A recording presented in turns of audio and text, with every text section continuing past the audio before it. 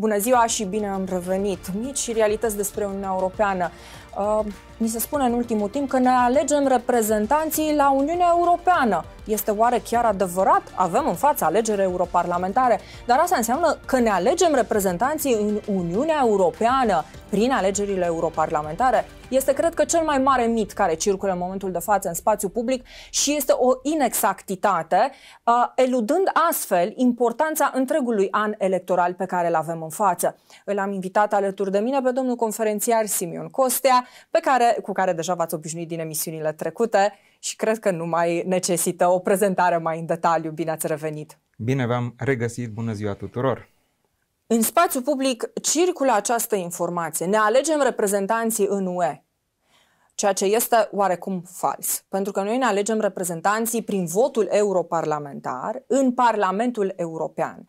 Și este o minimalizare a ceea ce înseamnă participarea României în cadrul instituțiilor Uniunii Europene. Având în vedere că anul acesta este un an electoral extrem de încărcat, în care avem practic alegeri în toate aspectele, toate ariile, de la alegerile locale, alegerile europarlamentare, alegerile parlamentare și, bineînțeles, alegerea pentru funcția cea mai înaltă în stat, președintele României, trebuie să vorbim și este obligatoriu să facem acest lucru dacă dorim să fim corect informați despre rolul tuturor rundelor de alegeri în reprezentarea României. Și spun acest lucru pentru că Parlamentul European este doar una din instituțiile Uniunii Europene. Este adevărat că ne alegem 33 de reprezentanți prin vot direct. Este singura organizație regională parlamentară care are reprezentanții aleși prin vot direct de către cetățeni. Dar mai avem și alte runde de alegeri. Avem aleșii locali, da, care și ei sunt reprezentanți în Comitetul Regiunilor. Avem Parlamentul, alegerile pentru Parlamentul României, Parlamentul de Guvern, miniștrii ne reprezintă în o serie de instituții europene, cum este, de exemplu, Consiliul Uniunii Europene. Avem comisarul european care este propus tot de la nivel intern, da, și care funcționează în cadrul acestor instituții. Avem președintele României, care și el ne reprezintă și atunci haideți să le luăm pe rând. Cu runde și runde de alegeri, de fapt noi unde suntem reprezentați și de cine și de ce sunt importante toate rundele de alegeri pentru reprezentarea noastră în Uniunea Europeană? Toate sunt importante pentru că noi de altfel avem mai multe capitale la diferite niveluri. Avem o capitală la Bruxelles, unde sunt instituțiile Uniunii Europene. Avem o capitală la București, unde avem instituțiile naționale. Avem o capitală la Târgu Mureș, unde avem instituțiile județene și instituțiile locale. Avem capitale, dacă vreți, la Reghin, la Târnăveni, la Gănești. Toate sunt capitalele noastre, deci o guvernanță la mai multe niveluri. Acum că noi votăm în acest an în toate aceste runde de alegeri pe care le-ați pomenit, da, ne votăm reprezentanții la toate aceste niveluri, dar toate aceste niveluri de altfel sunt reprezentate la Bruxelles și acest lucru este extrem de important și noi îl discutăm cu studenții noștri de la UMFST, de la studii de securitate, de la istorie, de la celelalte secții, discutăm, adică votăm pentru eurodeputați, ei sunt reprezentanții noștri aleși direct, cei 33, în Parlamentul European. Iar acolo ei au un rol de co-legislator. Vom reveni asupra acestor lucruri. Votăm pentru președintele României. El este reprezentant cu drept de vot în Consiliul European, care este o instituție extrem de importantă a Uniunii Europene. De asemenea, liniile de politici mari. Deci președintele României participă în trasarea liniilor mari de politici la nivel european. Iată de ce noi nu suntem o colonie, iată de ce noi nu suntem sub o dictatură, iată de ce Europa suntem noi înșine și facem parte din Europa și participăm la conducerea Uniunii Europene.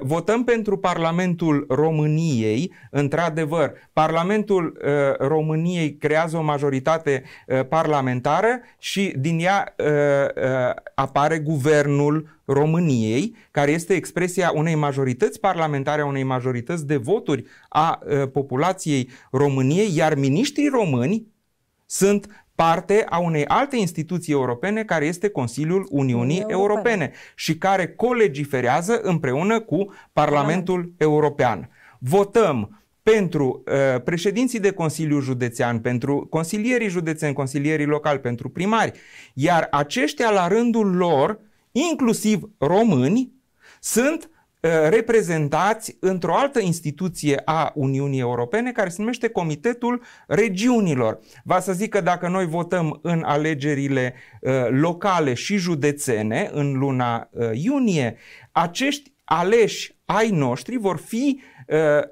membri într-o instituție a Uniunii Europene care se numește Comitetul Regiunilor. Și iată că sunt din nou aleși în mod democratic, iată că ei, cei care decid la nivel de Bruxelles, în fond sunt o emanație a votului cetățenilor României și ai celorlalți cetățeni din Uniunea Europeană, iar noi, by the way, avem și cetățenia europeană pe lângă cetățenia română, automat prin simplu fapt că suntem cetățeni ai acestei țări și avem aceste drepturi și participăm la conducerea Uniunii Europene, după cum participăm la conducerea la nivel local, județean și național, iar Uniunea Europeană are doar acele atribuții care îi sunt conferite de statele membre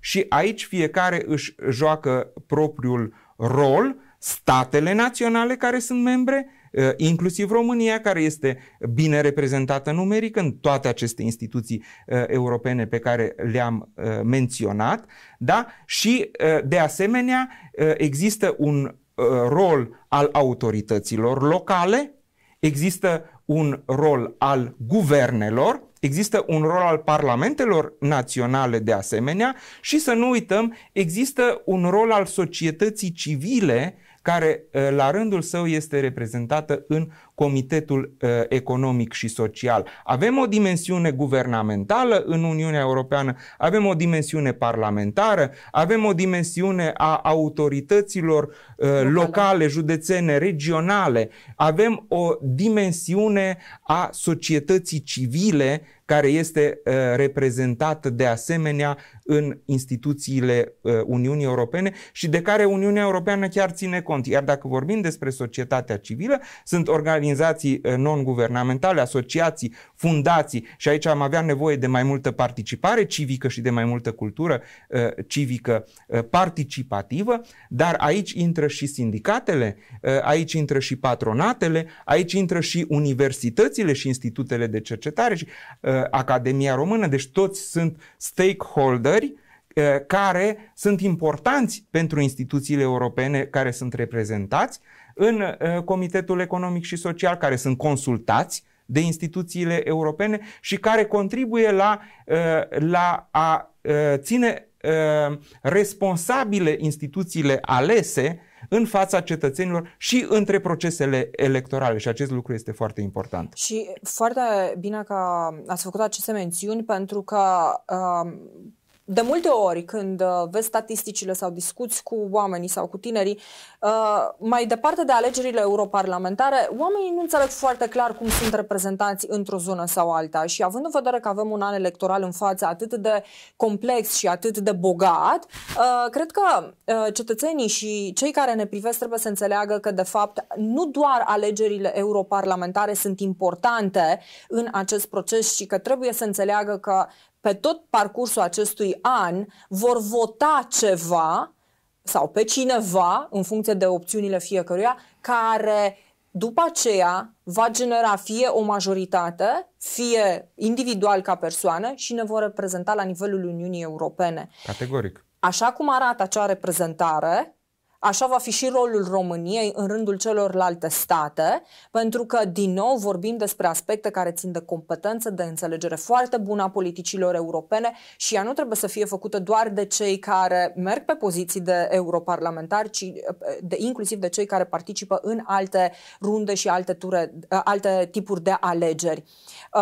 Este foarte important să menționăm și rolul societății civile și dacă vorbim despre acest lucru, trebuie să ne gândim și la faptul că poate o lipsă de cunoaștere foarte clară privind rolul Uniunii Europene și instituțiile europene pot să fie soluționate și prin rândul activităților oferite de societatea civilă. Iar ca să încheiem, trebuie să le spunem telespectatorilor că aceste persoane care ne vor reprezenta, indiferent la ce nivel, vor participa în elaborarea politicilor și legislației europene, inclusiv cea care ne privește pe noi. Liniile de finanțare la nivel european, cum este, de exemplu, mecanismul de reziliență, și mecanismul de reziliență, și tot am vorbit atâta de PNRR în această perioadă, care a fost adoptat printr-un proces legislativ european în care România a avut un cuvânt de spus și după aceea a venit pe baza priorităților care au fost convenite și care și România a participat, deci știa exact ceea ce există în acele priorități și cum au fost gândite,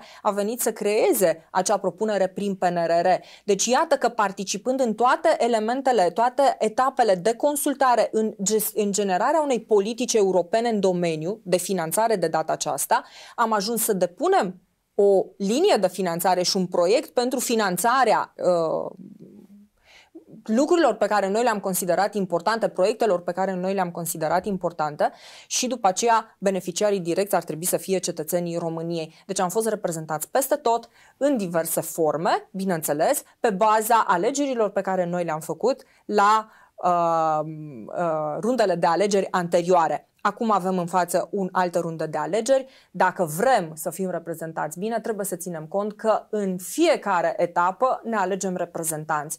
Și așa cum vor arăta acei reprezentanți, așa arată și politica noastră la nivel european. Dacă stăm să blamăm Austria pentru deciziile pe care le ia și pentru acea reticență de a ne accepta în Schengen, trebuie să ne gândim și la faptul că Austria acționează în ceea ce ea definește a fi propriul său interes subiectiv și noi putem acționa la nivel european prin intermediul reprezentanților pe care îi avem, nu doar la nivel de Parlament European, ci și în celelalte instituții europene. Astfel ar trebui să ne gândim cum putem contracara acțiunile Austriei sau altor state și Olandei prin mijloace tot politice, pentru că în final acolo se va da bătălia. Vă mulțumesc că ați fost alături de noi și vom reveni cu o altă emisiune. De data aceasta, următoarele emisiuni vor privi instituțiile europene și ce putem face noi în cadrul lor, în mod concret.